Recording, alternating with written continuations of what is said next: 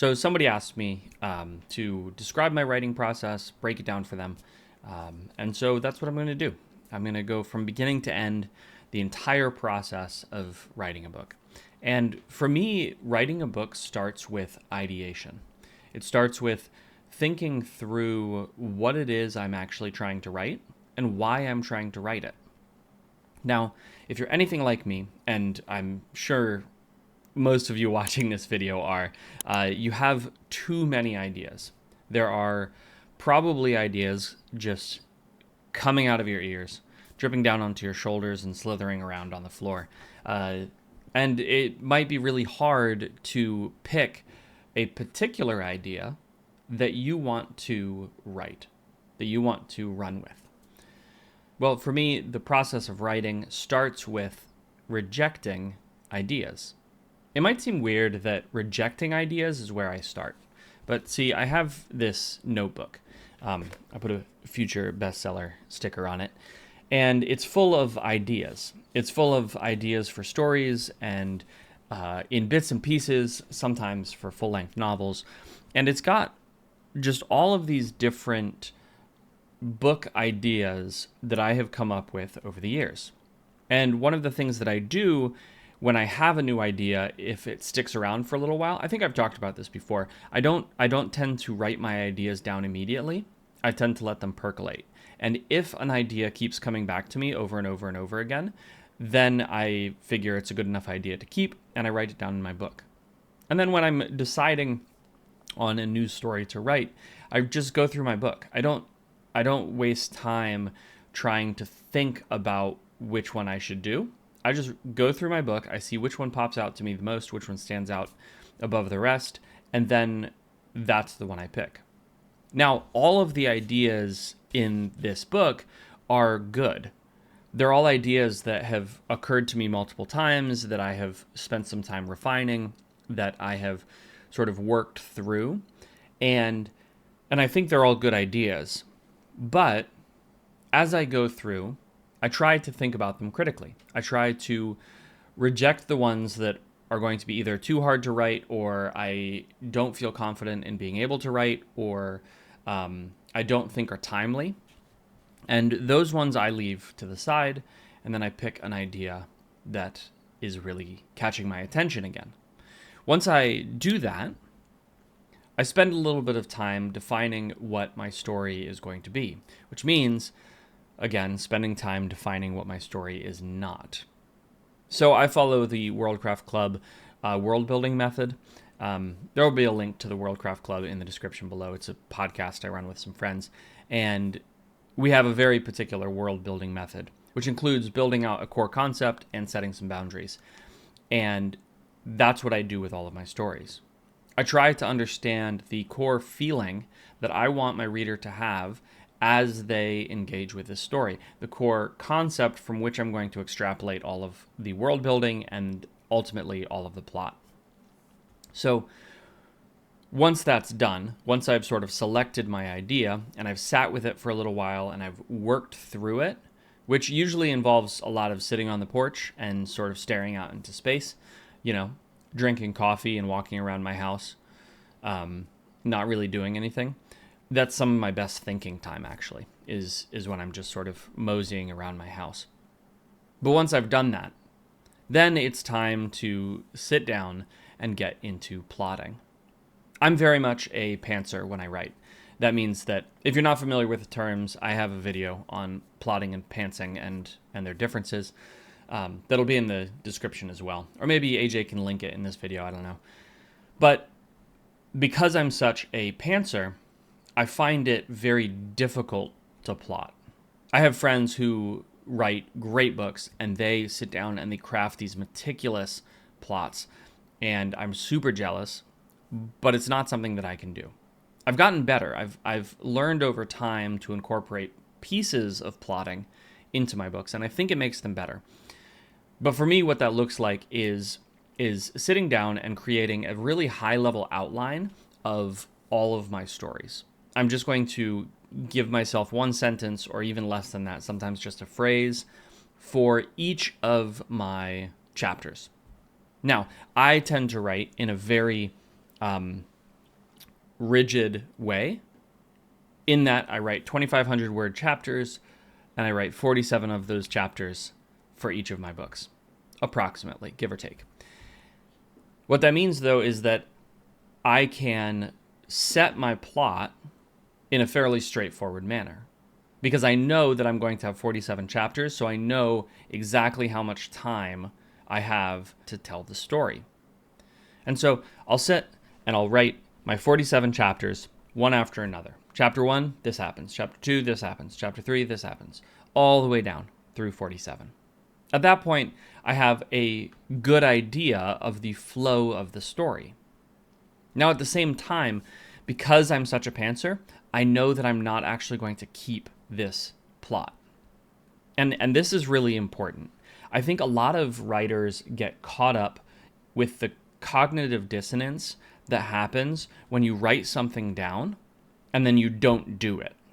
Because that does actually generate cognitive dissonance. It creates a problem in our minds when we record something on paper and then don't follow through. And so it's taken me some time to understand that what I'm doing is I'm not writing a hard and fast plot. This is just part of the discovery process. And I think this is actually a great time to talk about something slightly tangential, but I think that's super important for writing just in general. And that is that not all ideas are good ideas. Remember how at the beginning of this video I said I would go through and reject ideas? The fact of the matter is that our first idea is not always our best idea. And sometimes we have ideas and we're like, this is going to be great, and then it's not great. And we have to get rid of whatever we had written, or we have to edit it, or we have to shift it around, maybe change its positioning in the story. But the point is that because not all ideas are good ideas, I can hold my plot lightly. Just because I said that in chapter 13, such and such was going to happen, doesn't mean that that's actually what has to happen in chapter 13. Instead, what I'm doing is I'm creating a rough roadmap, a general guide. You might think of it as these 47 chapters for me are places I want to go or places I want to visit to see if there's anything interesting there. Now, once I've gotten my 47 chapters roughed out, I actually go back and I start with chapter 1. I start telling the story in 5 to 6 bullet points. This happens, this happens, this happens, this happens, this happens, and this happens. And once I've done that, once I've told my story in 5 to 6 bullet points, I move on to chapter 2 and I continue. Now, once again, it's really important to understand that I am not setting this in stone. I'm just exploring what I might find in that chapter. I tend to work in really concentrated bursts, so this whole process doesn't usually take me more than like half a day. And because of that, it tends to be pretty fresh in my mind when I sit down to start writing. I also write in concentrated bursts. If you haven't already, you should stop by during one of my weekday writing sprints, and you'll be able to see what I mean. I like to write as fast as possible, as much as possible, to get through books, because I find having the entire thing in mind as I go is just super helpful for me. So if you're looking for someone to help you do something similar, definitely come by my writing sprints. I run them every weekday that I can, usually starting about 7:30 Eastern Standard Time and running until 12:30, sometime in there. Depends what I have going on that day. But after my outline is done, I literally just sit down and I start with the first chapter and I write it. And then I write the second chapter and the third chapter and the fourth chapter and the fifth chapter all the way through my 47 chapters. But again, just because I wrote an outline does not mean that I am locked into that outline. Because I'm a pantser, sometimes things just happen. Sometimes I'm in a scene and it goes in an unexpected direction. For instance, yesterday I was writing and I got to chapter 12, I think, of the story, and all of a sudden an extra 2 chapters just appeared because of a tiny decision that I made in chapter 12. It took my characters on this circuitous route to get where they were going, and then introduced an entire plot that might actually become the overarching plot of the entire book. I'm not actually sure yet. And it happened again in chapter 7. Now, when that happens, there are two things that I do. The first is I just continue writing. I explore whatever it was that came up, whatever idea I generated that felt like the right idea. I just continue to write just to see where it's going to go. Sometimes I have to go back and adjust things. Sometimes I have to go back and erase things. Sometimes I have to go back and scrap those ideas. But in my opinion, those are the ideas that are really worth following because they tend to introduce the most wonder into the story. They make things exciting. But then the other thing that I do is I often find that my plot makes no sense after I introduce these new ideas in the midst of writing. And so I'll have to go back and I'll have to replot the rest of the book. And because I'm writing in an exceptionally compressed time frame, I tend to do that either in the morning or in the evening before or after my writing sessions. And I'll usually spend, half an hour to an hour just sort of reworking my plot.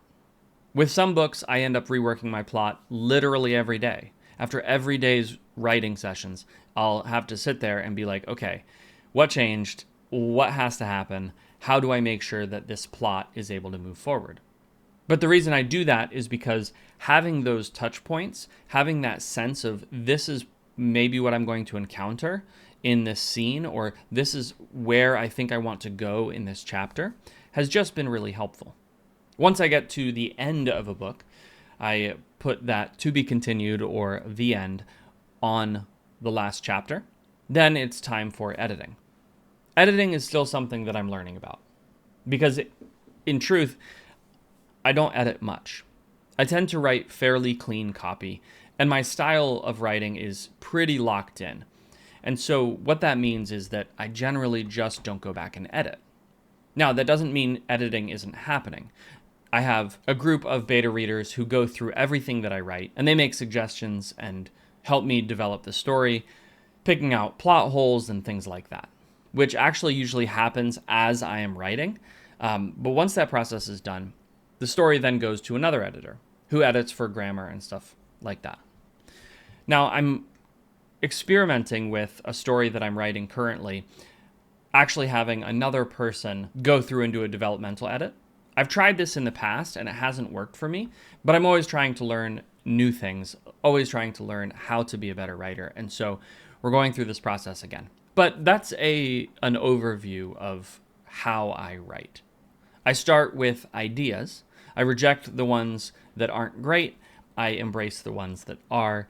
I sit down and I write myself a plot, a general roadmap for where I'm going to go in 47 chapters. I then take each of those chapters and develop them in 5 to 6 bullet points that tells me roughly what's going to happen in the scene. I then sit down and write chronologically, starting from the beginning, going all the way to the end, and making whatever adjustments I need to along the way. Once there, the book rolls through my beta reading and editing processes, and then it's ready for publication. So anyway, I hope that was at least a little bit interesting and helpful to you in some way. If you have any specific questions about my process, go ahead and put them in the comments below, and I'll do what I can to get an answer for you.